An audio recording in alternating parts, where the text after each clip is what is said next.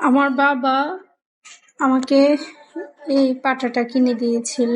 যতদিন পাটাটা থাকবে আমার বাবার কষ্টটা আমার সারা জীবন মনে থাকবে। আসসালামু আলাইকুম রহমতুল্লাহি ওয়া বারাকাতুহু। এই পাটাটা আমার বাবা আমাকে অনেক দূর থেকে কিনে দিয়েছে। তো দূর থেকে কিনে দেওয়াটা কথা না, কথা হচ্ছে আমার বাবা স্ট্রোকের রুগী এবং এক সাইড চলে গেছে, হাঁটতে অনেক কষ্ট হয়। তবুও আমার বাবা হাঁটতে কষ্ট হয়, তবুও আমাকে পাটাটা মাথায় করে এনে দিছে অনেক দূর থেকে। কিলোমিটারের হিসাব আমি বুঝি না, তাহলে আর কি হিসেব করে বলতে পারতাম।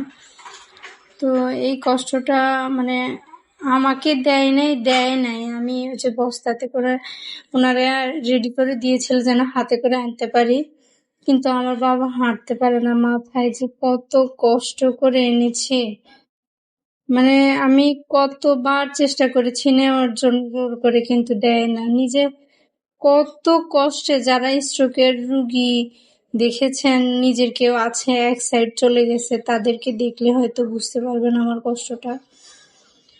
তো আমার এই পাটাটা পিছনে আমার বাবা যে শ্রম দিয়েছে, মানে কি বলবো, এটা বলার মতো না। এই কষ্টটা আমার সত্যি গায়ে লেগেছে, অনেক খারাপ লাগছে।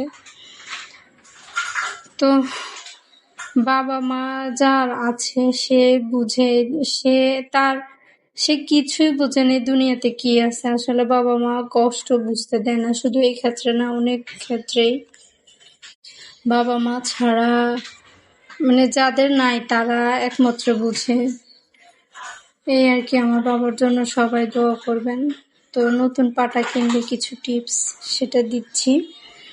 এটা হচ্ছে, এই যে নতুন পাটা যখন আনবেন তখন হয়তো অনেকেই জানেন না, হয়তো অনেকেই জানেন। তো তাদের জন্য বড় কিছুতে অথবা কলের নিচে রাখলে হবে, যেখানে সচরাচর সবসময় কাজ করা হয় বেশি। তো আমি এই ড্রামটাতে, মানে আমার ভাগ্য ভালো আলহামদুলিল্লাহ, আমি সময় বুঝি উপযোগী এই ড্রামটা পেলাম। একজনে কিনেছিল, তো সেও ভিজাবে পানিতে নতুন গন্ধ যাওয়ার জন্য। তো আমিও ওনার কাছ থেকে দেখলাম যে পানিতে ভিজাবে, তো আমি ওটা কাজে লাগাই। তো আমি এখানে পানি দিলাম, আমার মেয়েও আমাকে অনেক সাহায্য করেছে। তো আমি এখন পাটাটাকে বস্তা থেকে খুলে এখন এটাতে আমি রেখে দিব ভালো করে। এটাতে কিন্তু পাটা অনেকদিন যদি ভিজিয়ে রাখা হয় তাহলে এটাতে বালি থাকে না, ঠিক আছে। আর যদি মনে করেন অল্প কয়েকদিন কাজ করেন তাহলে বালি হবে। ভর্তা অথবা কোনো মশলা বাড়তে গেলে বালি উঠবে। তো সেই জন্য এটা একটা টিপস, হয়তো অনেকে জানে অনেকেই জানেন না। তো আমি এটা অনেক দিন ভিজিয়ে রাখলাম যেন, ওই যে আমার মেয়ে যতবার বলতেছে যে দিও না, সে আরো দিচ্ছে।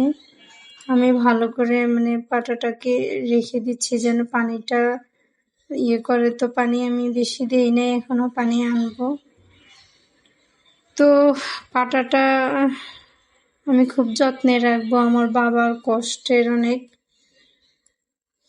কষ্ট করে এনেছে। আমার মেয়েও আমাকে হেল্প করতেছে, আলহামদুলিল্লাহ, মাশাআল্লাহ। ওর জন্য দোয়া করবেন, আল্লাহ তাআলা যেন নেক হায়াত দান করে। তো যতবার বলতেছি, আসলে মায়েদের বাবাদের কষ্ট ছেলেদের তুলনায় মেয়েরাই বুঝে। বিশেষ করে ছেলেরা মায়েদের কষ্ট বুঝে আর মেয়েরা বাবার কষ্ট বুঝে, এটা সচরাচর দেখা যায়। তো মেয়েরাই বেশি বাবা মার কষ্ট বুঝে। যেমন এই যে আমার বাবা এটা এনে দিয়েছে আমার কাছে, কষ্টটাই আমার বেশি খারাপ লাগছে যে বাবা বলেই তো আজকে এনে দিছে, কিন্তু বাবার জায়গায় থাকলে তো অন্য কেউ এভাবে এনে দিত না। নিজে হাঁটতে পারে না, কত কষ্টে হাঁটে, যদি দেখতেন তাহলে আর কি বুঝতে পারতাম। তবুও মাথায় করে আমার জন্য পাটাটা এনে দিয়েছে। কষ্ট হয়েছে কিন্তু বুঝতে দেয় নাই। তো এই যে আমি পানি এভাবে রাখলাম, এতটুকু পরিমাণে রাখবেন।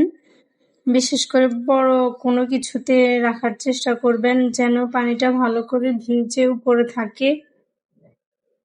তো আমি এভাবে অনেকদিন রেখে দিয়েছি। এখন আলহামদুলিল্লাহ কাজ করতেছি ভালোই, কোনো বালু ওঠে না। তো এই ছিল আজকের আমার ব্লগ। পুরো ভিডিওটা দেখার জন্য ধন্যবাদ। আমার বাবা মায়ের জন্য দোয়া করবেন, আল্লাহ তাআলা যেন নেক হায়াত দান করে, সকলের বাবা মা যেন ভালো থাকে, নেক হায়াত দান করে, সবার পাশে থাকে। সবাই ভালো থাকবেন। আল্লাহ হাফেজ।